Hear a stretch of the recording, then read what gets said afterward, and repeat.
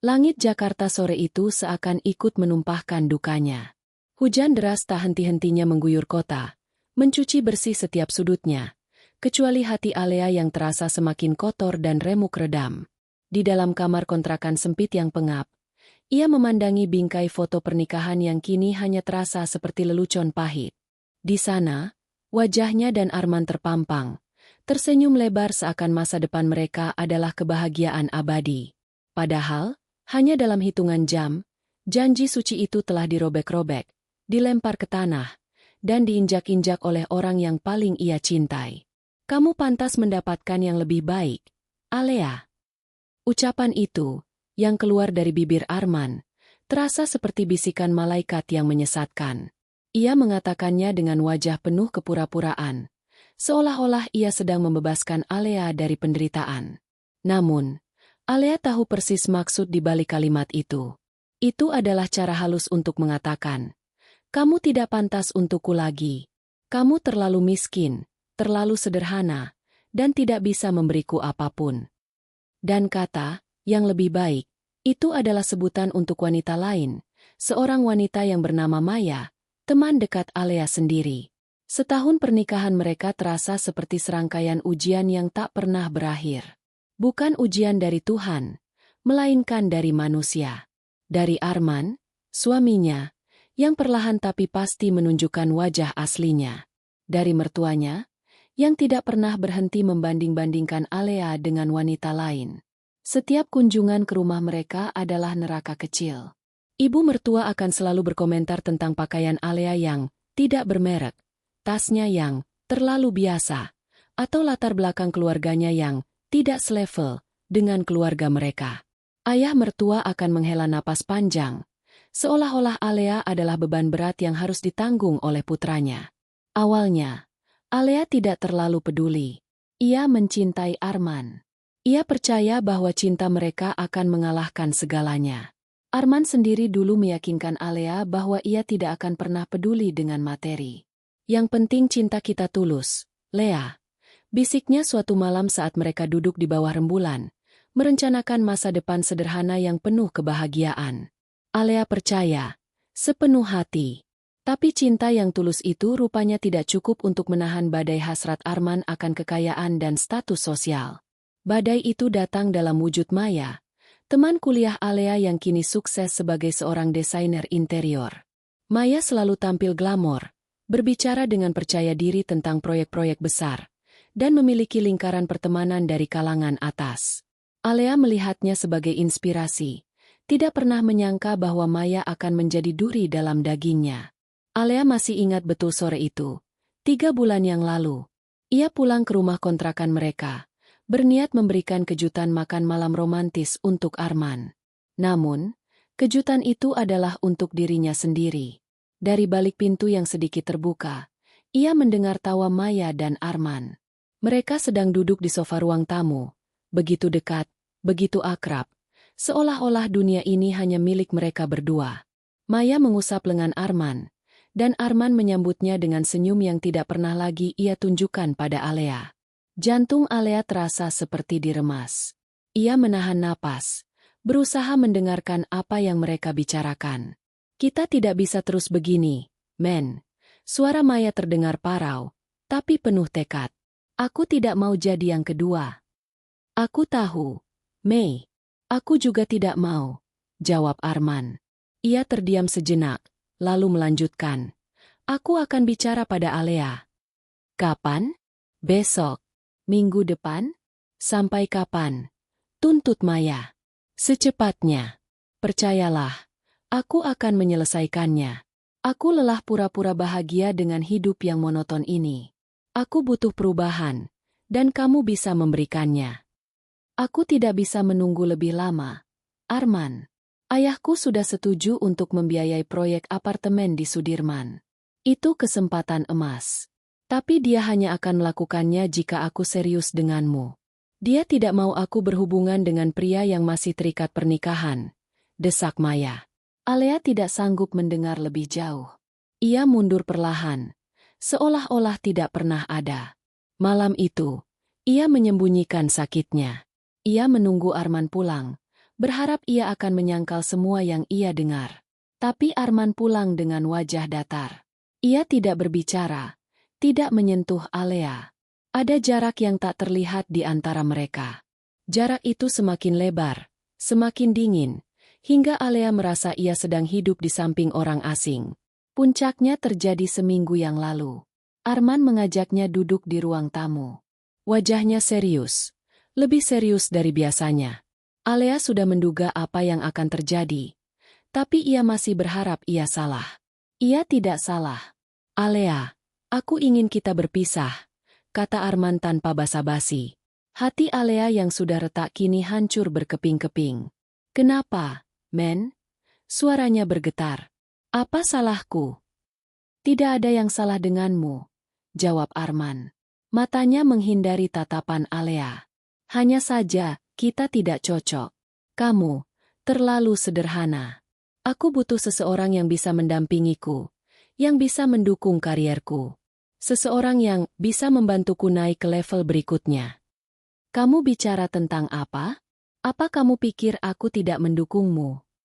Alea tidak mengerti. Ia merasa semua yang ia lakukan selama ini adalah untuk Arman. Ia memasak makanan favoritnya, memastikan pakaiannya rapi, menemaninya saat ia sedang stres.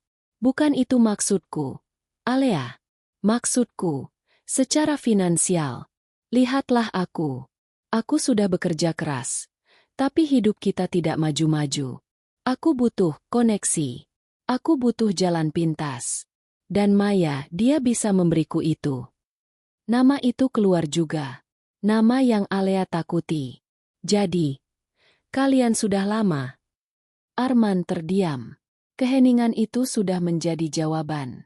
Alea tidak perlu lagi bertanya. Ia merasa jijik. Bukan hanya pada Arman, tetapi juga pada dirinya sendiri. Bodohnya ia, yang begitu setia, yang begitu buta, yang begitu bodoh. Ia menangis, tidak lagi mempedulikan harga dirinya. Ia menangis sejadi-jadinya, menumpahkan segala kekecewaan yang ia pendam. Tolong, Alea, jangan menyusahkanku. Aku sudah bicara dengan pengacaraku. Kita akan mengurus semuanya dengan cepat.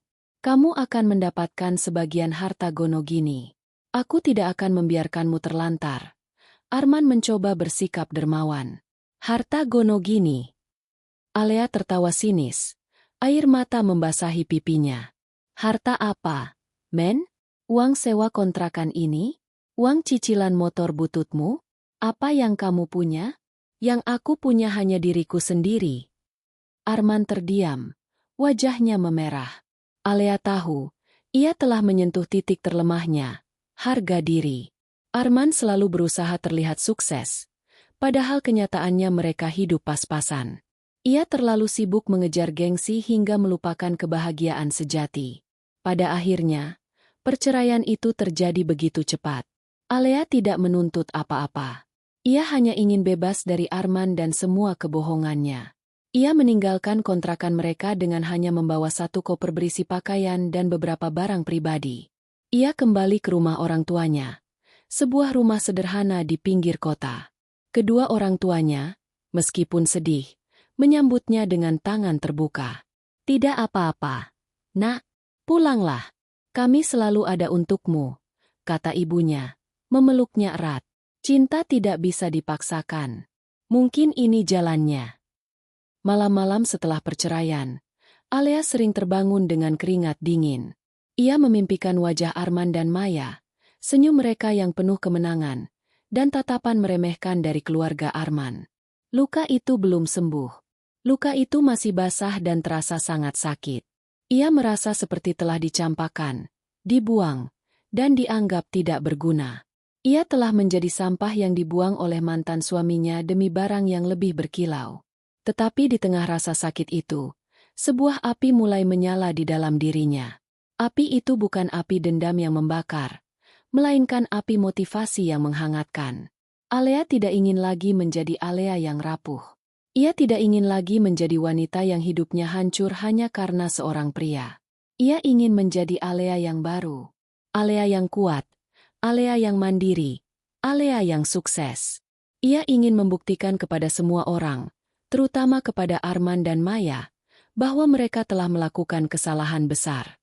Mereka tidak membuang sampah, mereka membuang berlian yang belum diasah. Dan kini, berlian itu akan ia asah sendiri, hingga berkilau dan membutakan mata mereka yang pernah meremehkannya. Dengan tekad yang bulat, Alea menatap cermin. Wajahnya masih terlihat lelah dan penuh kesedihan. Tapi di matanya, ada kilatan baru yang belum pernah ada sebelumnya. Kilatan itu adalah janji. Janji pada dirinya sendiri bahwa ia akan bangkit. Janji bahwa suatu hari nanti, ia akan membuat mereka malu dan menyesal. Dan janji itu, ia tahu, akan menjadi kenyataan. Tidak ada air mata yang bisa mengembalikan harga dirimu. Alea, bangkitlah. Kata-kata bijak sang ayah menggaung di benak Alea. Seminggu setelah perceraian, Alea hanya terdiam, terperangkap dalam selimut kesedihan. Ia menolak keluar kamar, menolak makan, bahkan menolak berbicara. Ia merasa dirinya seperti kapal karam di tengah badai, tanpa harapan untuk berlabuh. Namun, bisikan lembut ayahnya, yang selalu menjadi mercusuar baginya, perlahan mulai membimbingnya kembali ke pantai. Suatu pagi, ia bangun.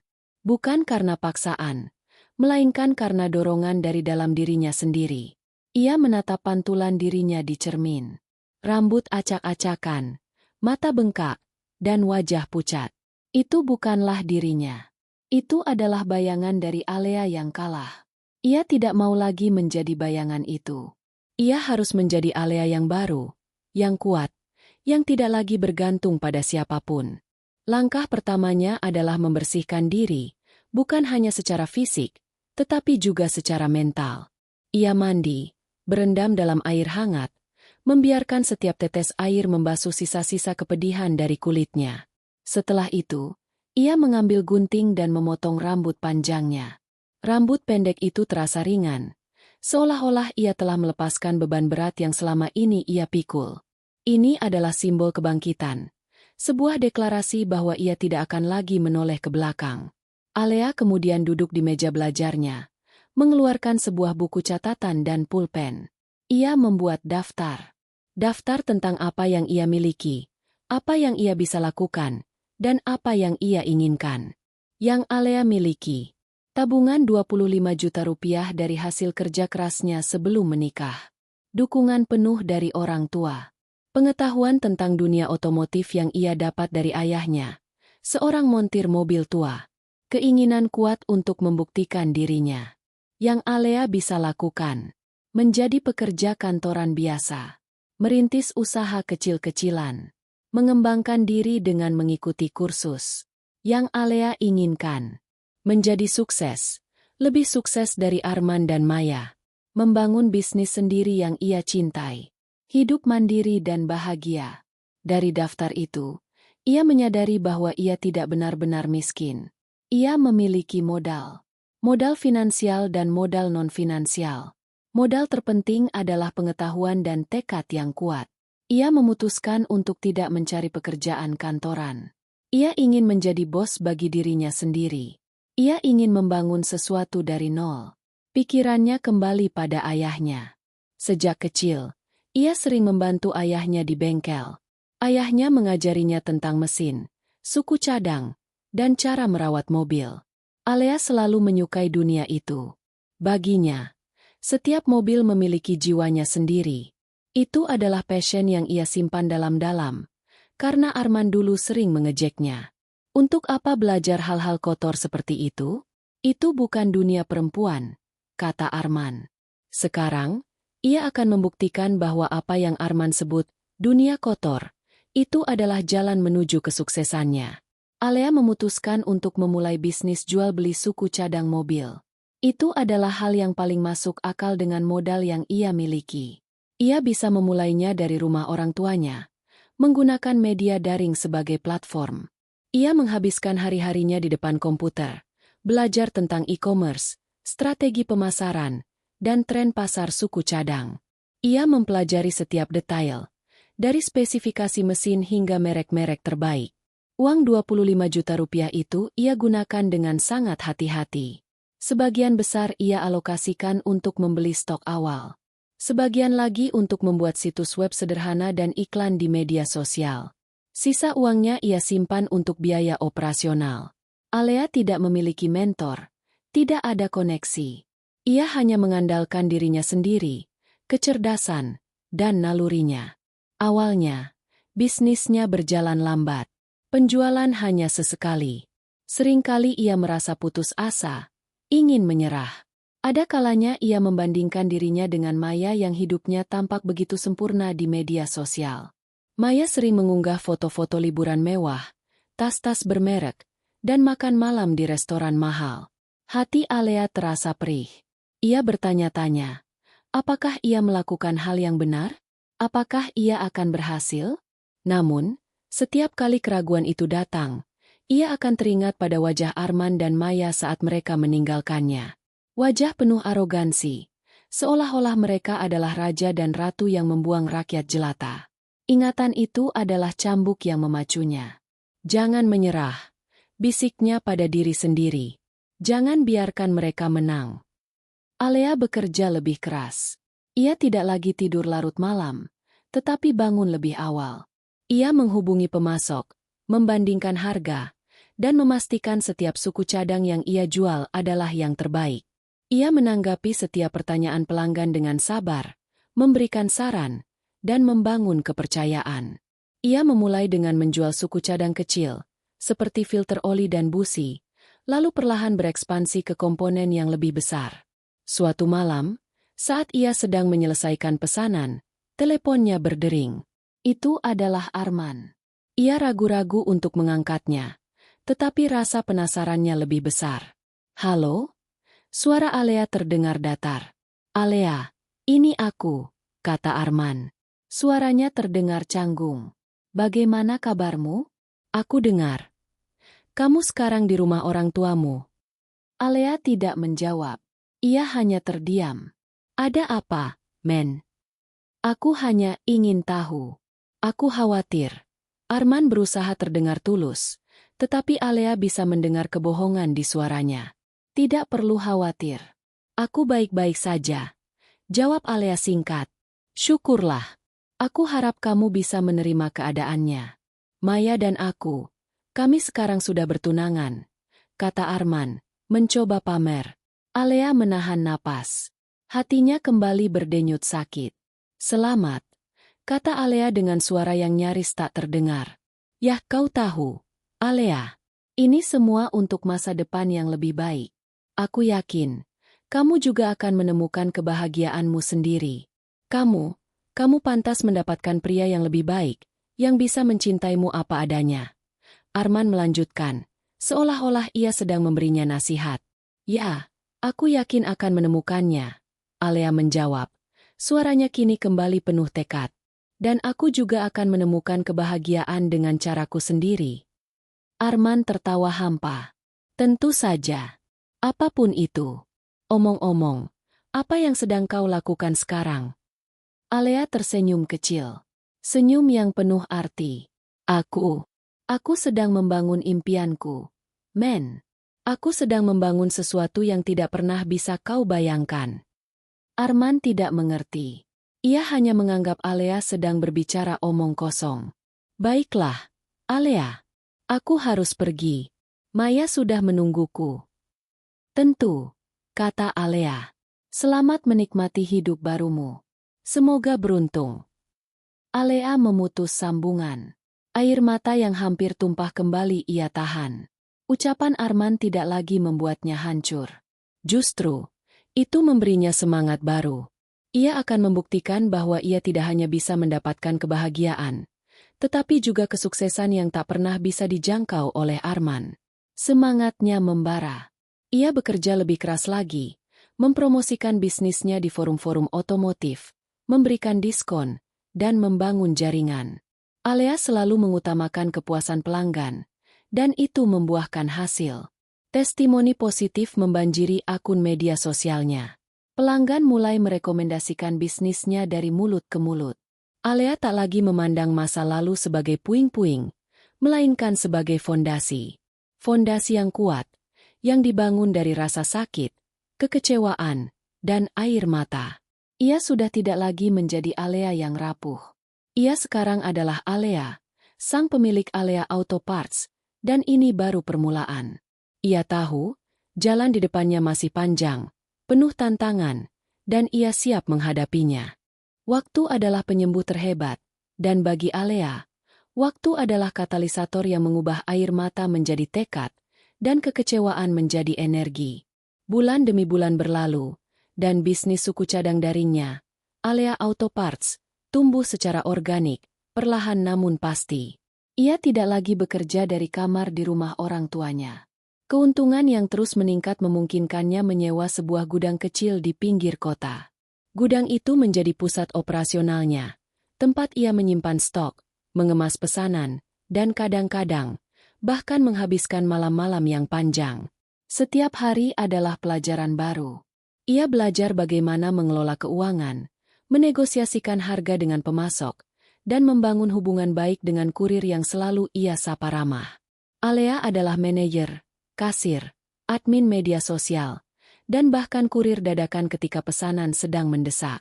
Kehidupannya yang dulu hanya berpusat pada Arman, kini berpusat pada dirinya sendiri dan bisnisnya. Ia merasakan kebebasan yang belum pernah ia rasakan sebelumnya. Kebebasan untuk membuat keputusan, untuk gagal, dan untuk bangkit kembali. Suatu sore, seorang pelanggan setia datang ke gudangnya untuk mengambil pesanan. Namanya Dito, seorang mekanik muda yang juga merintis bengkelnya sendiri. Ia sering membeli suku cadang dari Alea karena harganya yang kompetitif dan kualitasnya yang terjamin. "Mbak Alea, saya harus akui, kualitas barang Anda tidak pernah mengecewakan," kata Dito, tersenyum tulus. "Saya sudah mencoba beberapa pemasok, tapi tidak ada yang seperti Anda." "Terima kasih, Dito. Kepuasan pelanggan adalah prioritas saya," jawab Alea, merasa bangga. "Mbak, saya punya ide gila," kata Dito. "Tiba-tiba, saya perhatikan, banyak pelanggan yang mencari suku cadang mobil mewah. Mereka malas ke bengkel resmi karena biayanya mahal, tapi takut pakai barang abal-abal. Kenapa Anda tidak coba fokus ke sana? Suku cadang mobil mewah kan marginnya besar." Ide itu, yang terucap begitu saja dari bibir Dito, mencerahkan pikiran Alea. Selama ini ia hanya fokus pada suku cadang mobil umum. Ia tidak pernah berpikir untuk beralih ke segmen pasar yang lebih premium. Dulu, ia bahkan tidak pernah membayangkan dirinya akan berhubungan dengan mobil-mobil mewah. Tapi sekarang, ia adalah Alea yang baru. Alea yang berani mengambil risiko. Malam itu, ia menghabiskan waktu berjam-jam melakukan riset pasar. Ia menemukan bahwa Dito benar. Pasar suku cadang mobil mewah memang niche, tapi permintaannya ada dan harganya bisa berlipat ganda. Tantangannya adalah mencari pemasok yang terpercaya dan bisa menyediakan barang asli. Alea menggunakan semua koneksi yang ia bangun selama ini, menghubungi distributor dan bahkan mengirimkan email ke perusahaan suku cadang di luar negeri. Ia menggunakan semua sisa modalnya dan bahkan mengajukan pinjaman mikro untuk membeli stok awal. Risiko yang ia ambil sangat besar. Jika ia gagal, ia bisa kehilangan segalanya. Tapi Alea tidak gentar. Ia telah kehilangan segalanya sekali, dan ia berhasil bangkit. Ia tidak akan membiarkan dirinya jatuh lagi. 3 bulan kemudian, Alea berhasil mendapatkan pasokan suku cadang asli untuk beberapa merek mobil mewah terkemuka. Ia mulai mempromosikan produk barunya secara daring, menargetkan komunitas pemilik mobil mewah. Tanggapannya luar biasa. Orang-orang tertarik dengan harga yang lebih terjangkau dibandingkan dengan bengkel resmi, tetapi dengan jaminan kualitas yang sama. Pelanggan-pelanggan baru mulai berdatangan. Salah satunya adalah seorang pria parubaya bernama Pak Handoko. Ia seorang pengusaha sukses dan kolektor mobil. Ia membeli sebuah mesin mobil sport langka dari Alea. Setelah barangnya sampai, Pak Handoko menghubungi Alea dan memujinya. "Kamu anak muda yang cerdas," kata Pak Handoko di telepon. "Sangat jarang ada wanita yang punya pengetahuan sedalam ini di bidang otomotif." "Saya terkesan." "Terima kasih, Pak," jawab Alea, tersipu. "Saya ada ide. Kenapa kamu tidak coba jual mobil juga? Tanya Pak Handoko. Saya tahu, modalnya besar. Tapi dengan koneksi yang kamu punya, kamu bisa jadi perantara. Jual beli mobil bekas mewah. Saya punya beberapa unit yang ingin saya jual. Mungkin kamu tertarik. Alea terdiam. Jual mobil? Itu adalah lompatan yang sangat besar. Lompatan yang dulu hanya bisa ia impikan. Ia ragu. Tapi suara Pak Handoko kembali menyemangatinya. Pikirkan saja, Alea. Kamu tidak harus langsung membeli. Kamu bisa bantu saya menjualnya. Dan kamu akan dapat komisi. Anggap saja ini sebagai awal. Saya percaya kamu bisa. Percaya. Kata itu terasa begitu asing di telinga Alea. Setelah sekian lama diremehkan oleh Arman dan keluarganya, ada seseorang yang tulus percaya pada kemampuannya. Kepercayaan dari orang lain, bahkan orang asing, adalah hal yang sangat ia butuhkan saat itu. Ia setuju. Dimulailah babak baru dalam hidup Alea. Dengan bimbingan dan bantuan dari Pak Handoko, ia mulai mempelajari pasar mobil mewah. Ia belajar tentang merek, model, dan tren harga. Ia membantu Pak Handoko menjual 2 mobil koleksinya, dan komisi yang ia dapatkan jauh lebih besar dari semua keuntungan yang ia kumpulkan selama ini. Ini adalah titik balik. Alea melihat sebuah peluang emas. Ia tidak lagi hanya ingin menjadi penjual suku cadang. Ia ingin menjadi pemain besar di industri otomotif. Ia ingin memiliki showroom-nya sendiri. Mimpi itu terasa begitu besar, begitu tidak mungkin. Tapi ia teringat wajah Arman, wajah yang mengejeknya. Kamu terlalu sederhana. Alea tahu, ia tidak akan pernah sederhana lagi. Ia akan terus maju, terus berjuang, hingga impiannya menjadi kenyataan. Ia bekerja lebih keras dari sebelumnya, mengalihkan seluruh keuntungannya untuk tabungan. Ia tidak lagi membeli pakaian atau tas baru. Ia menolak ajakan teman untuk berlibur. Setiap rupiah yang ia hasilkan, ia simpan. Ia berinvestasi pada dirinya sendiri, mengikuti kursus manajemen bisnis, dan belajar tentang hukum properti. Ia bahkan mulai mencari-cari lokasi strategis untuk showroom impiannya. Alea tidak lagi takut pada kegagalan.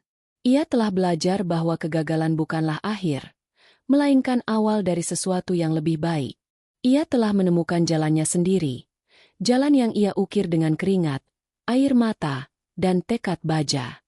Dan ia tahu, di ujung jalan itu, menunggunya sebuah takdir yang telah ia ciptakan sendiri. 5 tahun berlalu.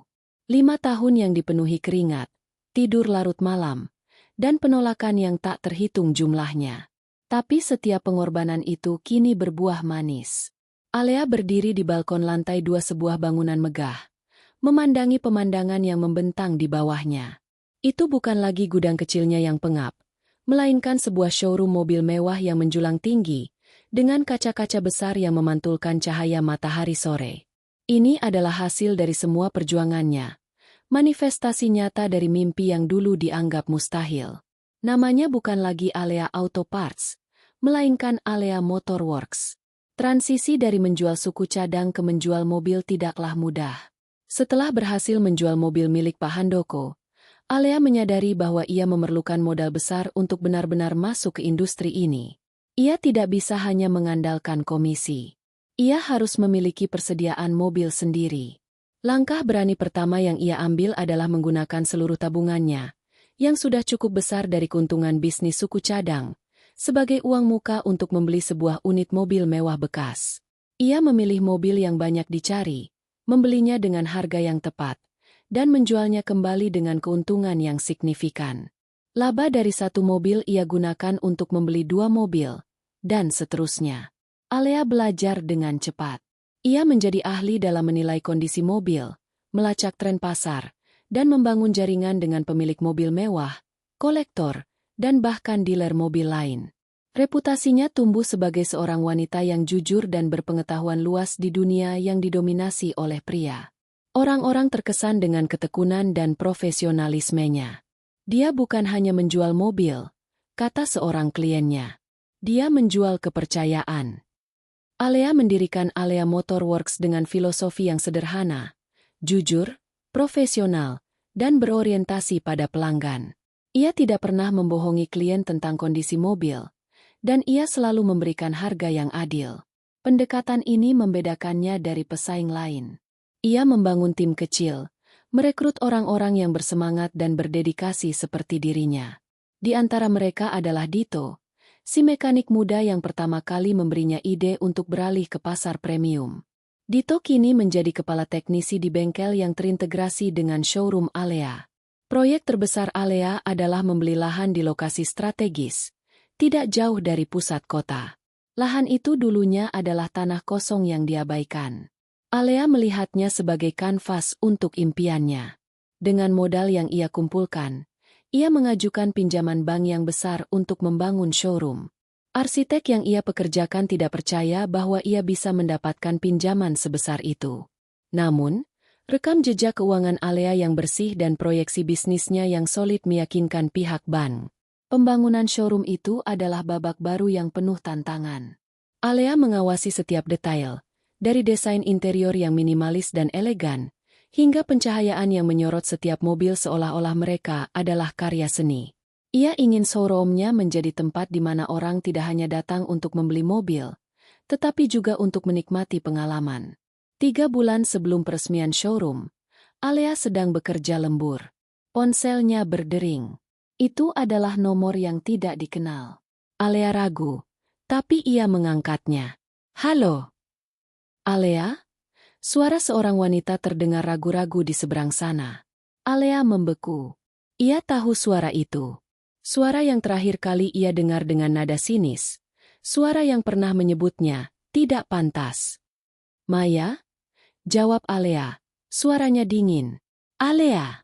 Astaga, ini benar kamu," seru Maya. Suaranya terdengar cemas. Aku dengar kamu di Jakarta. Aku tidak menyangka bisa menghubungimu." Alea tidak merespon. Ia menunggu.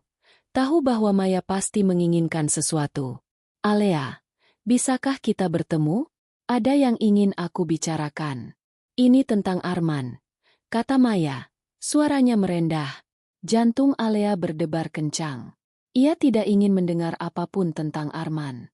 Pria itu adalah bagian dari masa lalu yang ingin ia kubur dalam-dalam. "Maaf, Maya. Aku sedang sibuk.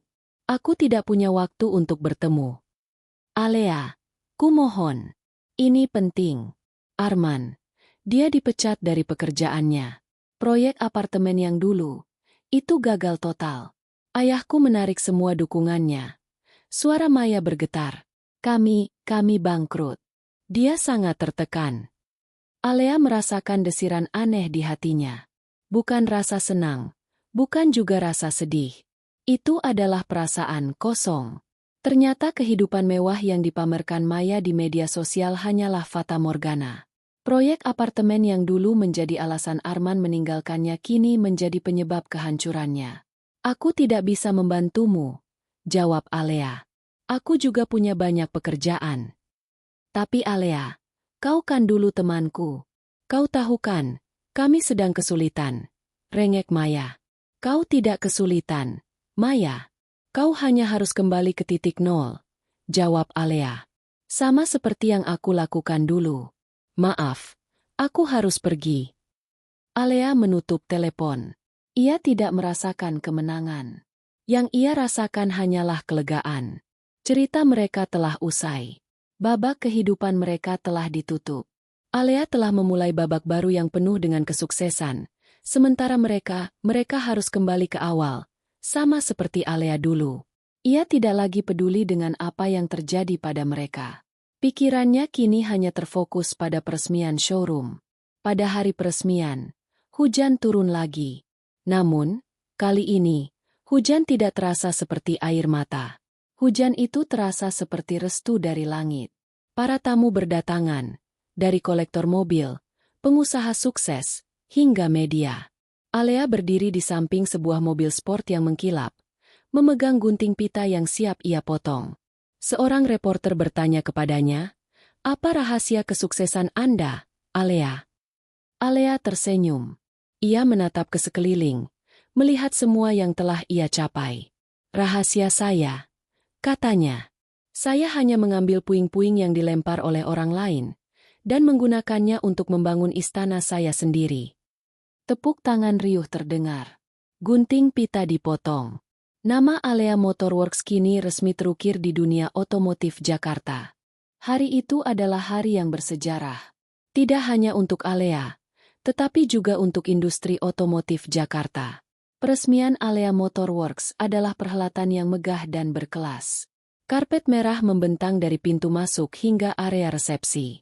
Wartawan dari berbagai media, baik cetak maupun daring, berdesakan untuk mendapatkan foto terbaik dari Alea dan koleksi mobilnya.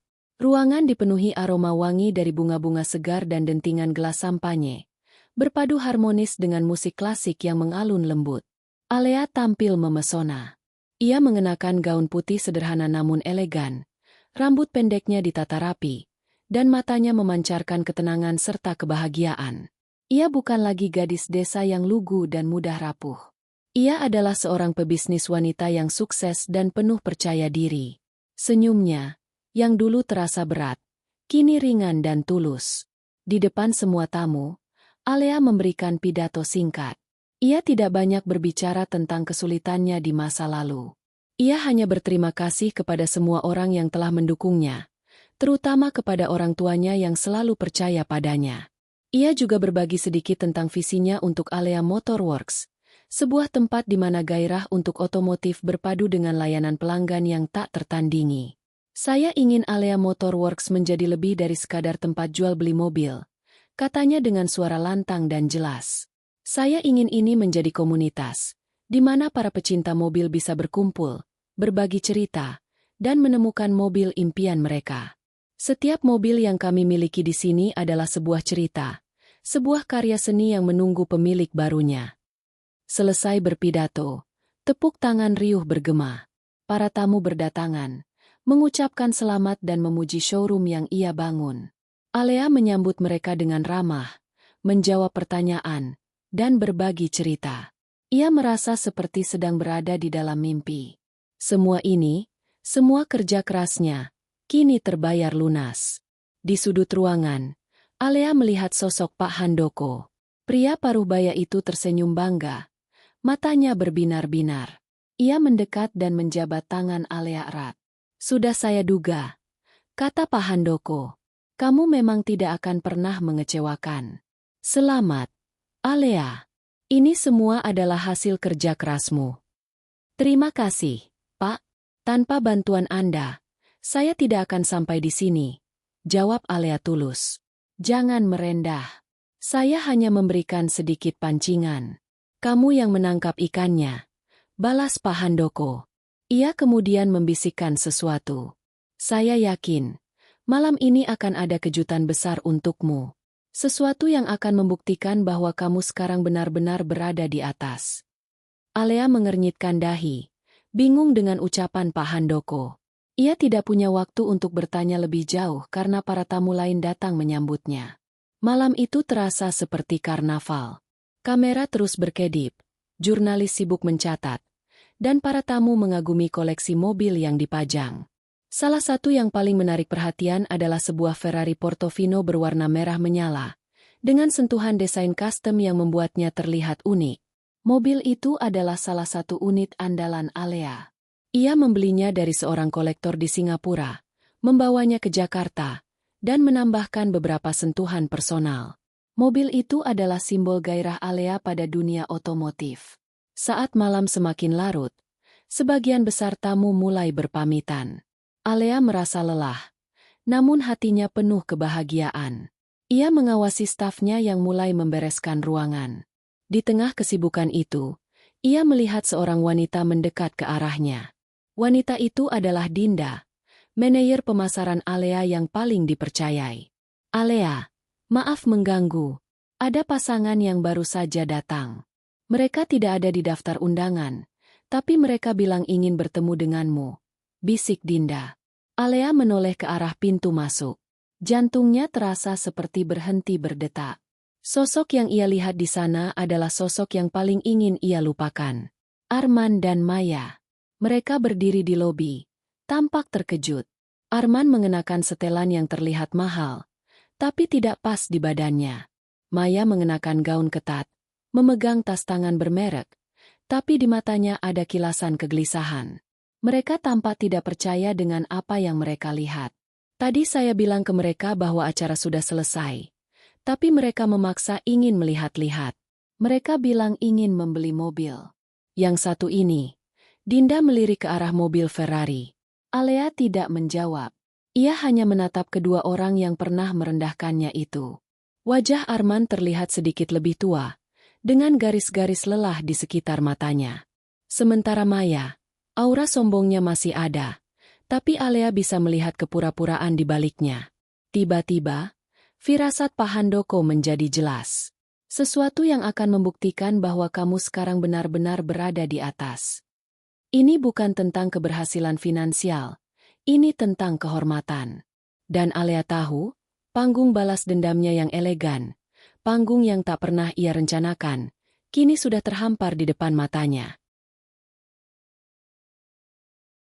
Tentu, ia bisa saja meminta Dinda untuk mengusir mereka. Alea bisa saja beralasan showroom sudah tutup atau mereka tidak memiliki janji. Namun, ada dorongan kuat dari dalam dirinya yang melarangnya melakukan itu. Dorongan itu bukan lagi kebencian, melainkan rasa ingin tahu yang tak tertahankan. Ia ingin melihat mereka dari dekat, ingin menyaksikan dengan mata kepalanya sendiri bagaimana takdir telah memutarbalikkan nasib mereka. Dengan senyum profesional yang ia latih selama bertahun-tahun, Alea berjalan santai menuju pintu masuk. "Selamat datang di Alea Motor Works," sapanya. Suaranya terdengar ramah, meskipun hati Alea bergemuruh. Arman dan Maya, yang sedang sibuk memandang sekeliling, sontak menoleh. Ekspresi wajah mereka berubah drastis, dari angkuh dan kagum menjadi terkejut dan bingung. Maya adalah yang pertama bereaksi. Matanya membulat, dan ia menunjuk Alea dengan jari gemetar. "Alea, apa yang kamu lakukan di sini?" tanyanya. Suaranya nyaris seperti bisikan. Alea tertawa kecil. Tawa itu tidak mengejek, melainkan tawa yang penuh kemenangan. "Saya adalah pemiliknya. Maya, saya adalah orang yang ingin kalian temui." Arman terdiam, bibirnya sedikit terbuka. Ia tidak bisa menyembunyikan keterkejutannya. Pria yang dulu meninggalkannya karena menganggapnya sederhana, kini berdiri di hadapannya sebagai pemilik showroom mewah yang ia kagumi. Gaun Alea, rambutnya, tatapan matanya, semua itu tidak lagi sama. Alea yang berdiri di depannya adalah wanita yang berbeda. Seorang wanita yang memancarkan aura kesuksesan yang otentik. "Tidak mungkin," gumam Arman, seolah-olah ia sedang meyakinkan dirinya sendiri. Ini pasti kebetulan. Kamu hanya bekerja di sini." Alea mengangkat alisnya, tidak menjawab. Ia hanya memberikan senyum simpul yang membuat Arman semakin tak berdaya. Maya, di sisi lain, berusaha menutupi rasa malunya dengan arogansi palsu. "Aku rasa kita salah alamat," bisik Maya pada Arman, mencoba menariknya keluar. "Ayo, men, kita cari tempat lain." Tapi Arman tidak bergerak. Ia terlalu terpaku pada Alea. Pikirannya melayang kembali ke masa lalu, ke saat ia menatap Alea yang menangis, memohon agar ia tidak meninggalkannya. Ia ingat kata-kata yang ia ucapkan, kata-kata yang begitu menusuk. "Kamu terlalu sederhana. Aku butuh seseorang yang bisa membantuku naik ke level berikutnya." Ironisnya, kini ia berdiri di showroom Alea, tempat yang bisa ia capai hanya karena Alea yang membangunnya. "Saya dengar kalian tertarik dengan Ferrari Portofino," tanya Alea, memutus keheningan yang canggung. Ia berjalan santai menuju mobil merah menyala itu. Tangannya membelai halus bodinya yang ramping. Arman dan Maya mengikuti, seolah-olah terhipnotis. Mereka berdiri di samping Alea, mengagumi mobil itu. Arman menepuk-nepuk kap mesin dengan sombong, mencoba mendapatkan kembali kontrol atas situasi. "Ya," kata Arman, "mobil ini sangat mengesankan. Kami sudah berencana untuk membeli yang satu ini." "Pilihan yang bagus," kata Alea. "Mobil ini memiliki mesin V8 twin turbo yang luar biasa. Dan interiornya dibuat khusus untuk pemiliknya." Maya melangkah maju. Kau tahu banyak tentang mobil ini, Alea? Aku tidak menyangka, katanya dengan nada meremehkan yang familiar. Tentu saja, jawab Alea. Saya yang mendesainnya. Saya sendiri yang memilih setiap detailnya, dari warna jahitan hingga material jok. Ucapan itu adalah pukulan telak. Ekspresi Maya langsung kaku. Wajahnya memerah karena malu. Ia, seorang desainer interior, baru saja meremehkan seseorang yang mendesain mobil seharga puluhan miliar rupiah. Kami ingin bertemu pemiliknya, kata Maya, mencoba mengalihkan pembicaraan. Ia masih berharap Alea hanya seorang manajer atau staf biasa. Alea tersenyum, senyum yang dingin. Anda sudah bertemu dengannya. Mari, saya akan tunjukkan ruang kerja saya. Alea memimpin mereka ke sebuah lift pribadi. Di dalamnya, Arman dan Maya terdiam. Tidak ada yang berani membuka suara. Alea menekan tombol ke lantai 2. Lift itu membawa mereka ke kantornya. Sebuah ruangan yang luas dan minimalis, dengan pemandangan kota Jakarta di malam hari. Di dindingnya terpajang sertifikat-sertifikat yang Alea peroleh, penghargaan dari majalah otomotif, dan bahkan sebuah piagam dari Kementerian Perdagangan. Semua itu adalah bukti nyata bahwa Alea bukanlah orang yang sama dengan yang mereka kenal dulu. Arman menelan ludah. Ia melihat sebuah foto di meja Alea. Foto dirinya dengan seorang pengusaha sukses yang baru saja ia lihat di berita. Alea dan pria itu tampak sedang makan siang, berdiskusi, dan tertawa. Dia bosmu? Tanya Arman, suaranya bergetar. Alea menggelengkan kepala. Bukan. Dia adalah mitra bisnis saya. Kami sedang merencanakan proyek baru. Arman terdiam. Ia tidak bisa lagi bersembunyi di balik keangkuhan. Ia melihat dirinya sendiri di pantulan jendela. Seorang pria yang tampak lelah dan kalah, berdiri di kantor mantan istrinya yang kini jauh lebih sukses darinya. Alea kembali ke meja kerjanya. Jadi, kalian bilang ingin membeli mobil? Silakan duduk. Arman dan Maya duduk di sofa kulit mahal, yang rasanya begitu asing bagi mereka. Mereka melihat ke sekeliling, merasa tidak nyaman. Di tempat yang penuh kemewahan itu, mereka, yang dulu sombong, kini merasa begitu kecil. Ini adalah awal dari balasan Alea. Bukan dengan amarah, bukan dengan teriakan, melainkan dengan keheningan, profesionalisme, dan sebuah kejutan yang membuat mereka menyadari betapa jauhnya mereka tertinggal. Arman dan Maya duduk di sofa kulit mahal di ruang kantor Alea, tenggelam dalam keheningan yang canggung. Ruangan itu terasa begitu besar, begitu mewah, hingga aura sombong yang selalu mereka bawa kini terasa pudar. Mereka merasa seperti tikus yang terperangkap dalam sangkar emas. Alea, yang duduk di belakang meja kerjanya yang elegan, membiarkan keheningan itu berkuasa. Ia tidak terburu-buru, tidak menunjukkan emosi. Ia menikmati setiap detik dari momen itu. Maya, yang tidak tahan dengan situasi itu, akhirnya membuka suara. Jadi, ini benar-benar milikmu? Tanyanya, suaranya terdengar tidak yakin. Alea mengangguk pelan. Ya, Maya. Semua ini adalah hasil kerja keras saya. Tapi, bagaimana bisa? Arman akhirnya angkat bicara. Matanya masih memindai ruangan. Kamu dulu kan tidak punya apa-apa. Justru itu, Arman. Ketika kamu tidak punya apa-apa, satu-satunya yang kamu miliki adalah dirimu sendiri. Jawab Alea, suaranya tenang. Dan saya memutuskan untuk menggunakannya. Maya, yang merasa terpojok, kembali ke mode arogansinya. Pasti ada yang membantu, kan? Mungkin ada pria kaya yang mendanai proyek ini? Atau pinjaman bank yang besar? Katanya dengan nada mencurigai. Alea tersenyum. Pria kaya? Tentu saja. Saya adalah pria kaya itu. Maya.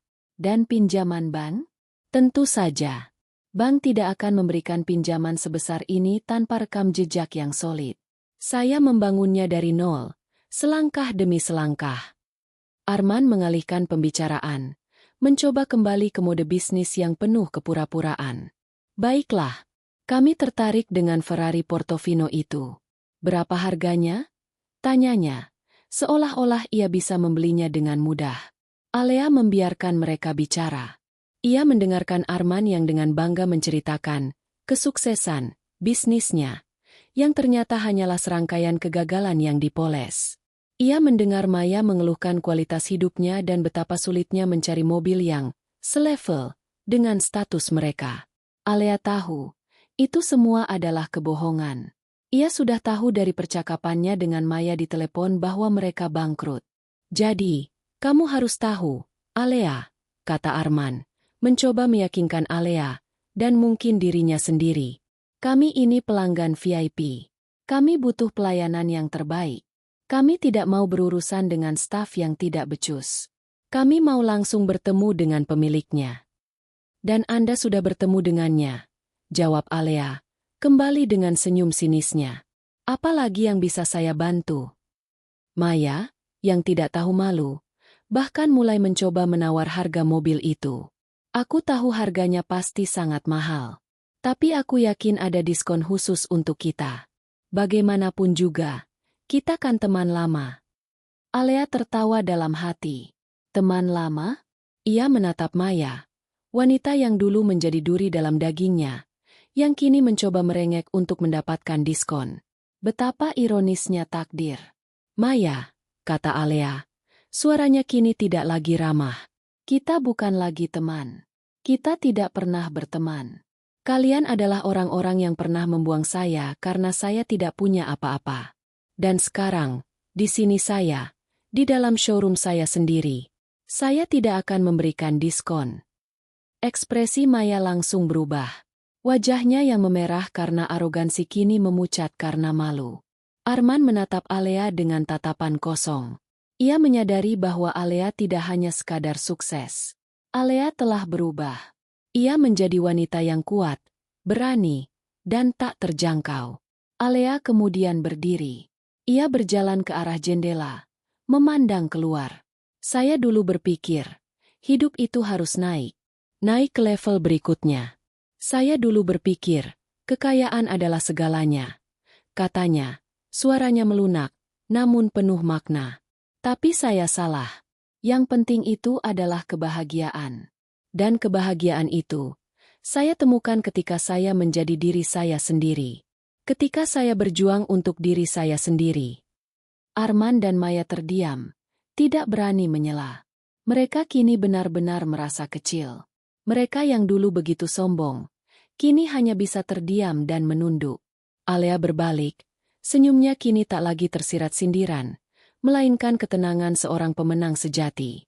Di matanya, tidak ada lagi kebencian, hanya sebuah rasa iba yang samar. Ia telah melampaui fase emosional itu. Bagi Alea, Arman dan Maya bukan lagi musuh, melainkan hanya bagian dari cerita masa lalunya. Bagian yang memacunya untuk menjadi seperti sekarang. Dulu, kalian bilang aku tidak selevel, ucap Alea. Suaranya pelan tapi menggema di ruangan yang hening. Kalian bilang aku terlalu sederhana, tidak punya masa depan.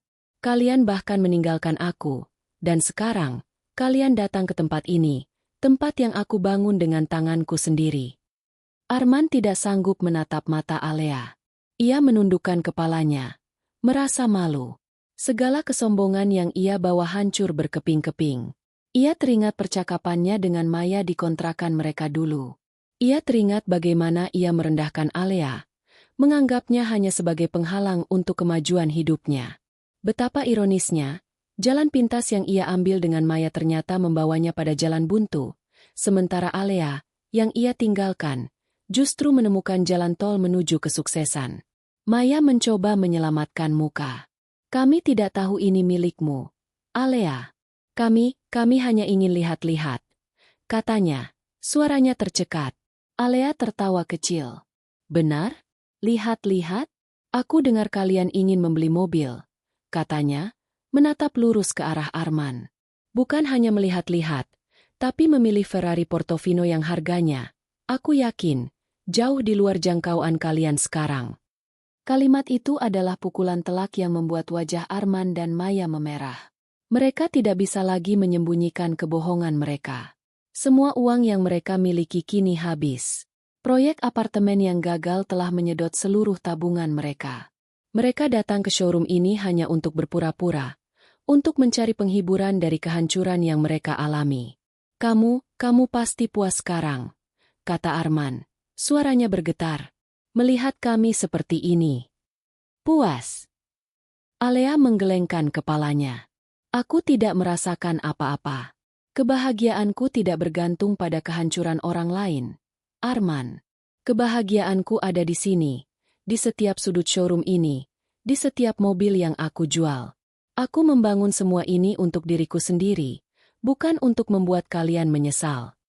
Alea berjalan ke meja, mengambil selembar brosur, dan memberikannya kepada Arman.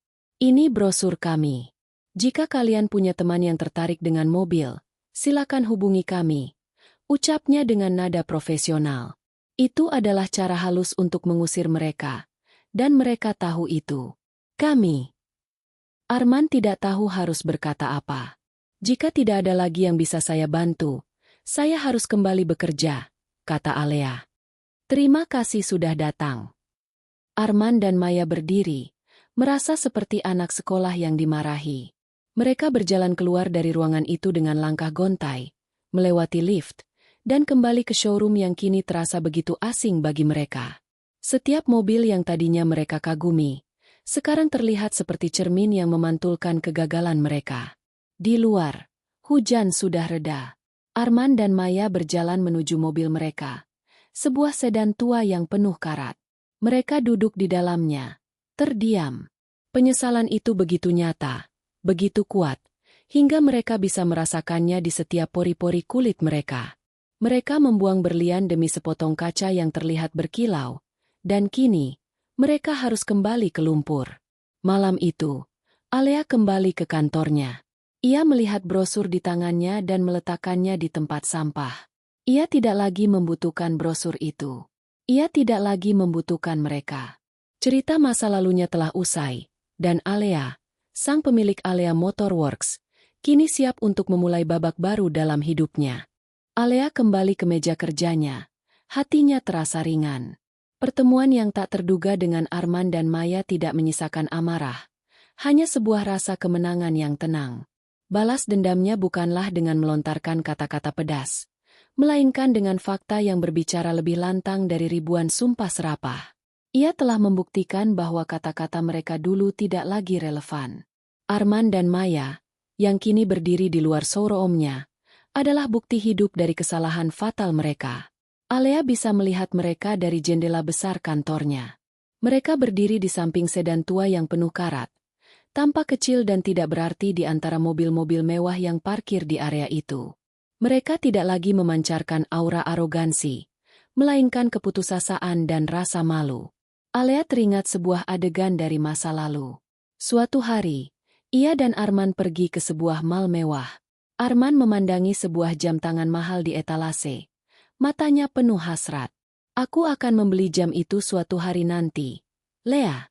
Dan saat itu, kamu harus menungguku di luar toko.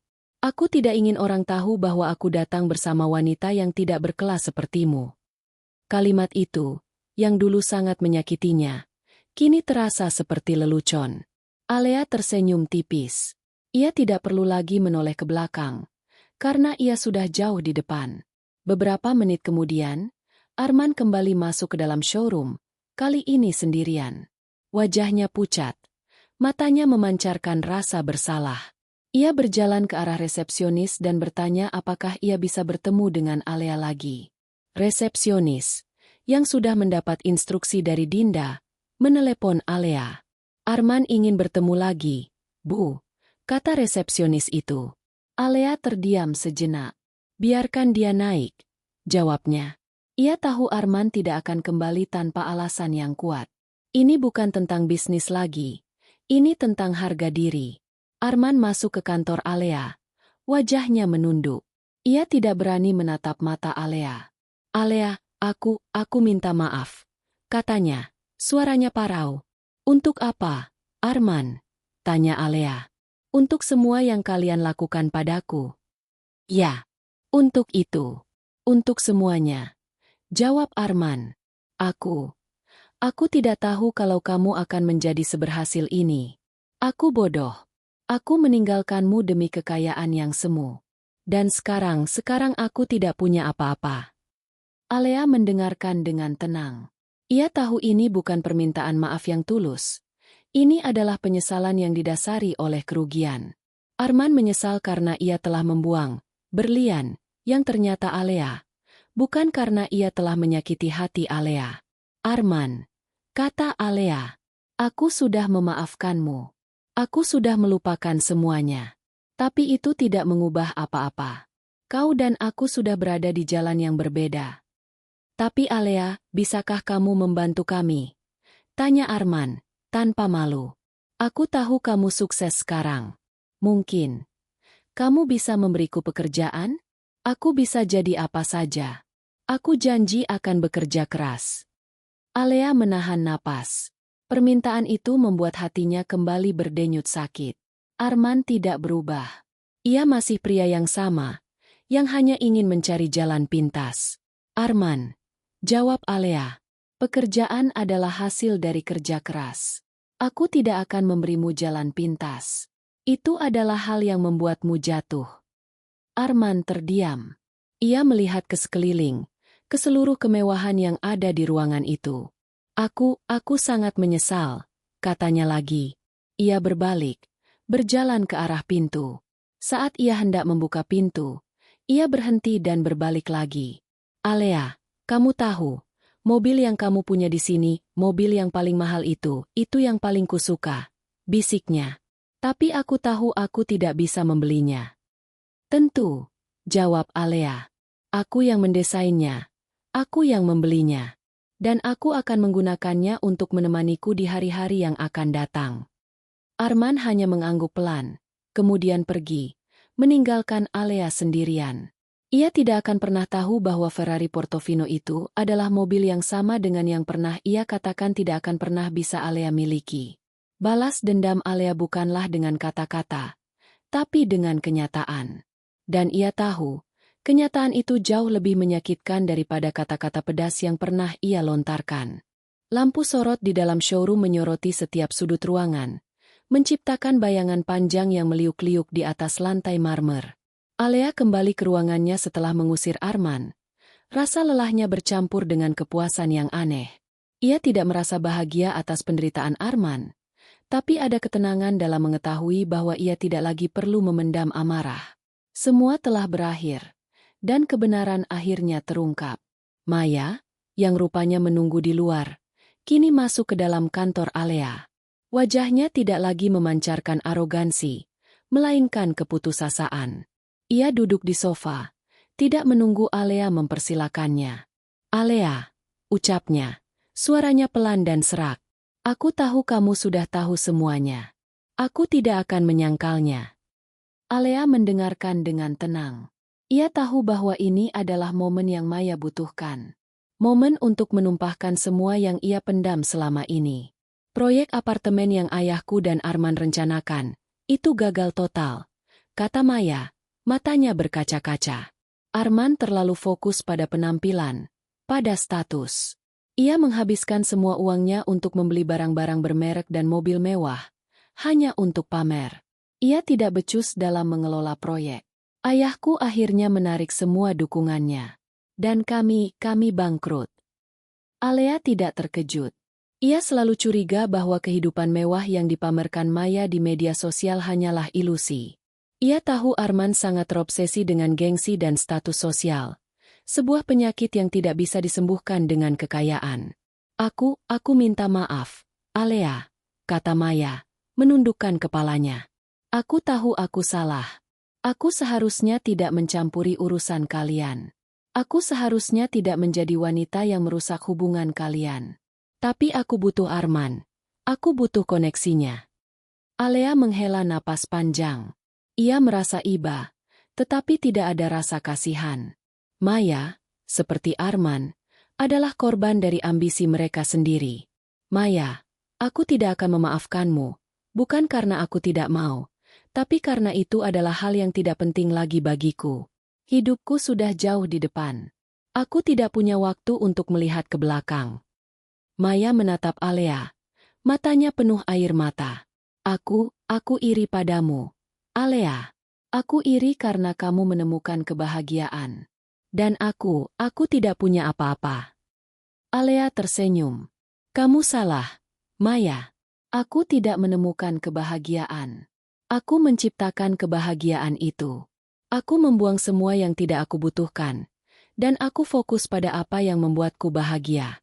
Dan itu, Maya, adalah hal yang tidak bisa dibeli dengan uang. Maya terdiam. Kami tidak tahu harus kemana lagi. Kami tidak punya uang untuk membeli mobil. Kami bahkan tidak punya uang untuk pulang. Alea merasa kasihan. Ia tidak ingin melihat mereka menderita. Meskipun ia merasa bahwa penderitaan itu pantas mereka dapatkan. Ia mengambil sebuah kartu nama dari laci mejanya. Ini, katanya, memberikan kartu nama itu kepada Maya. Ini nomor manajer keuangan saya. Aku akan membantumu.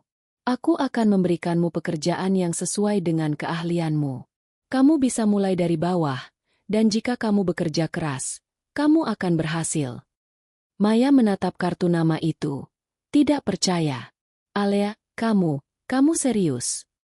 Aku serius, jawab Alea. Tapi kamu harus janji padaku satu hal. Jangan pernah meremehkan orang lain.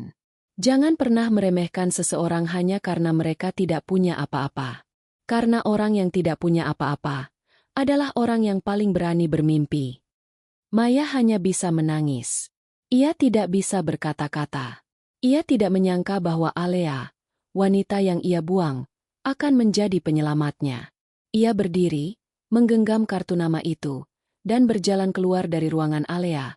Hatinya kini penuh dengan harapan dan rasa malu yang mendalam. Alea mengamati kepergian Maya dari balik jendela besar kantornya. Wanita itu berjalan gontai, bahunya terkulai, jauh dari citra angkuh yang dulu selalu ia pamerkan. Alea tidak merasakan kepuasan, hanya sebuah kekosongan. Pertemuan ini tidak membawa kelegaan yang ia duga, melainkan sebuah pemahaman baru.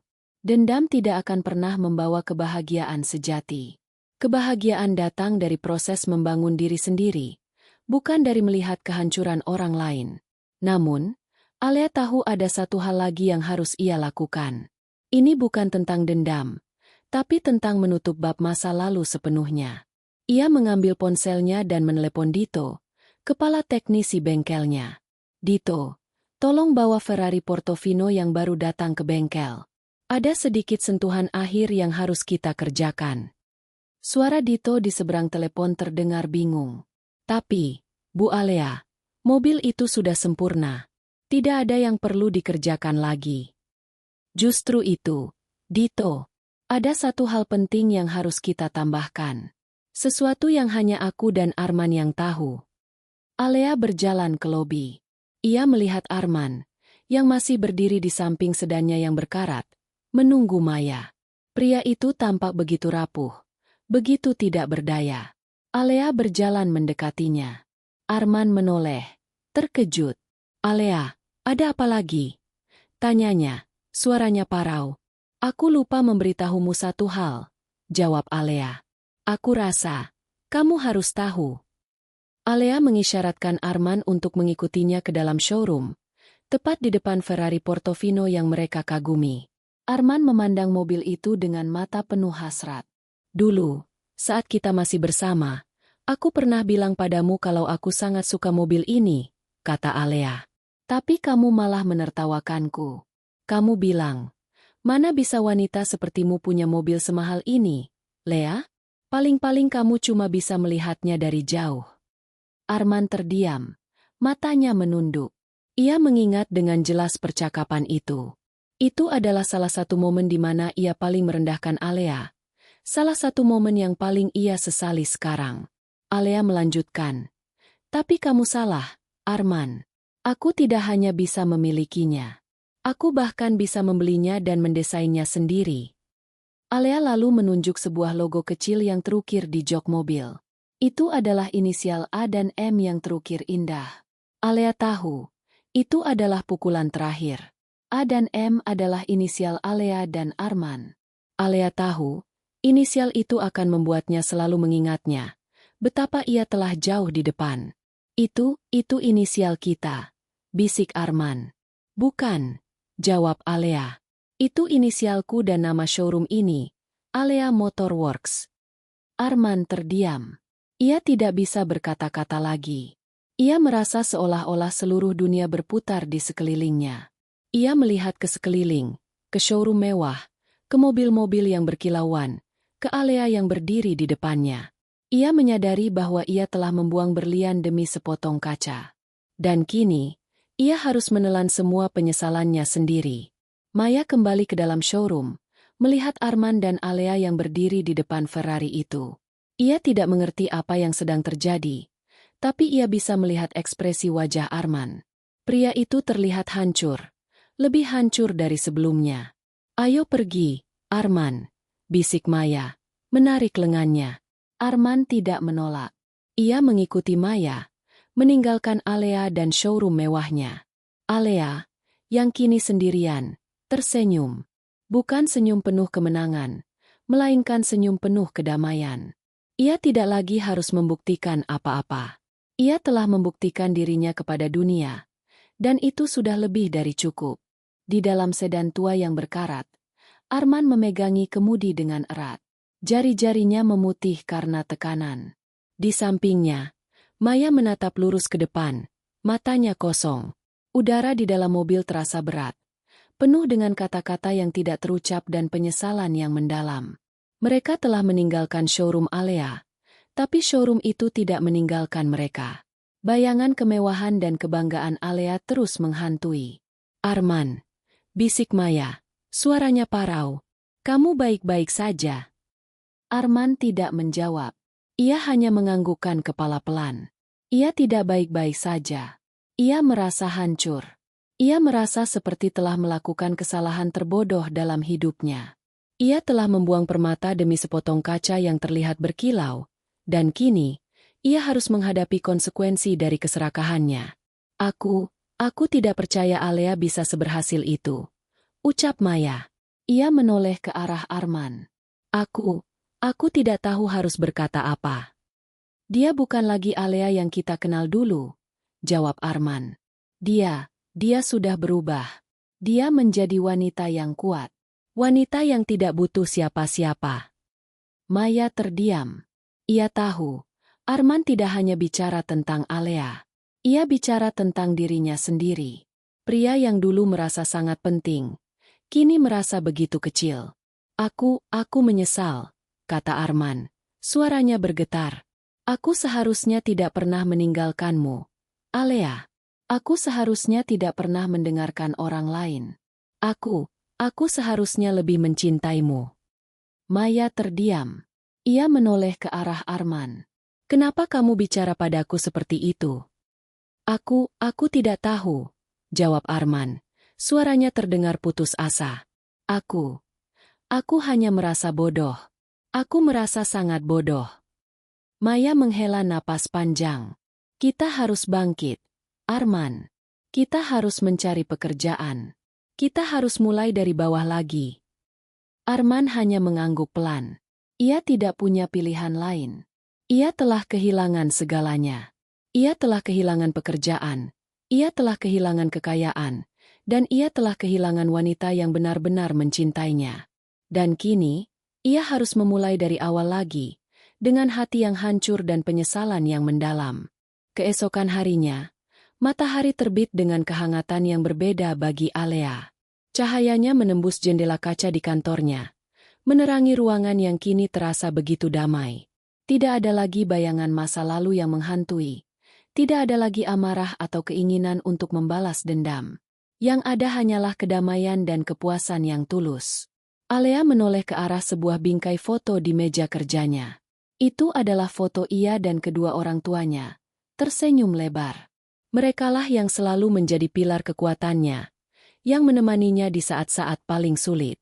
Ia mengambil ponselnya dan menelepon ibunya. Bu, apa kabar? Tanya Alea. Suaranya dipenuhi kebahagiaan. Kami baik-baik saja, Nak. Kami menonton berita tadi malam. Kamu luar biasa, jawab sang ibu, Suaranya bergetar karena bangga. Kami tidak pernah menyangka kamu akan seberhasil ini. Ini semua berkat doa dan dukungan ibu dan ayah, kata Alea. Aku tidak akan pernah melupakannya. Setelah menutup telepon, Alea berjalan ke showroom. Ia mengamati setiap mobil, setiap detail arsitektur, dan setiap wajah stafnya yang bersemangat. Ia menyadari bahwa kesuksesan yang ia raih bukanlah tentang uang atau status sosial, melainkan tentang membangun sesuatu dari nol, tentang menemukan jati diri, dan tentang menjadi versi terbaik dari dirinya sendiri. Alea tidak lagi peduli dengan Arman dan Maya. Ia telah memaafkan mereka, bukan karena mereka pantas mendapatkannya, tapi karena ia pantas mendapatkan kedamaian. Ia telah belajar bahwa setiap orang memiliki jalan hidupnya masing-masing, dan ia tidak punya hak untuk menghakimi mereka. Beberapa hari kemudian, Maya datang ke kantor Alea.